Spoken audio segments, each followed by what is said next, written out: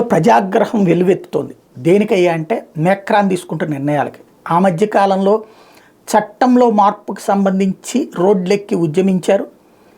దాని ఇంపాక్ట్ ఎన్నికలప్పుడు దెబ్బతిన్నారు.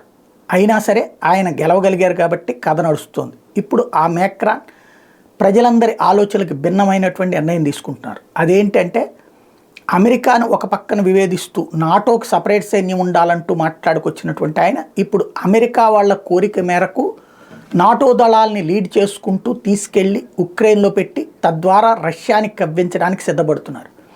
ఉక్రెయిన్లోకి నాటో సైన్యం వస్తే మేము యుద్ధానికి సిద్ధమని మరొక వైపున రష్యా చెప్పింది, మూడో ప్రపంచ యుద్ధానికి సిద్ధమని.